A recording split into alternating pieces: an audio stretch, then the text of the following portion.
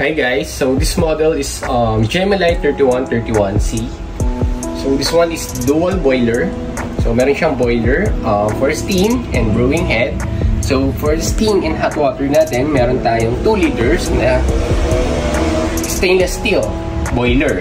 Then pagdating sa brewing head, meron tayong 550 ml. So yung looks niya is naka-lever na siya. So adjustable tayo pagdating sa temperature, pre-infusion, then yung sa power ng steam. So meron tayong water tank sa likod which is 2.5 liters ang water capacity. So kung gusto mo mag-water tank, lagyan mo lang yung water na yan, then program mo yung pinaka-screen natin or yung sa settings niya. So pwede kang mag-water tank, pwede kang mag-direct sa water line. So kung mag-water tank ka, meron ditong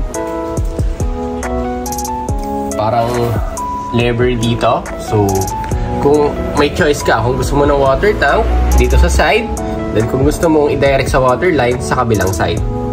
So ililipat mo lang yung nasa ilalim niya. So itong may lever dito na kulay black. So nasa sayo kung anong gusto mong setup sa machine natin. So naka-lever tayo sa kanya. So yung looks niya more elegant.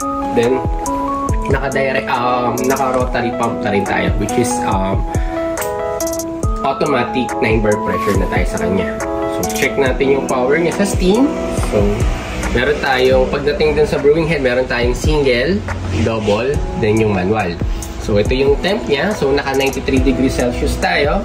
Then settable din yung single and double shot natin. So meron tayong manual.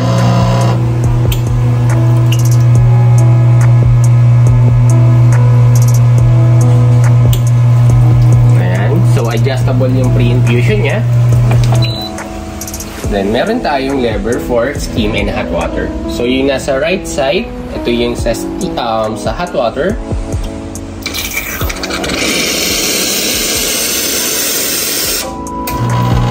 Pagdating dun sa steam, yung nasa kabilang side.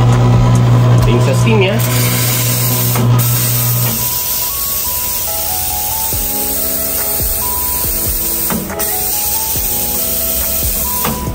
so ayun siya. So drip tray natin, removable. So meron yung hole dun sa gitna just in case na gusto mong idiretso sa container yung wastewater natin. May included na hose si machine. So ito yung mga included na accessories dun sa 3131C. So meron tayong dalawang porta-filter. So itong wood na bottomless or yung naked porta-filter.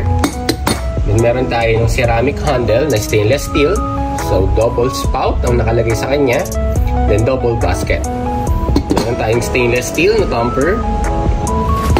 This rubber, pag magbabackflush tayo. Grill. Brush para dun sa group head.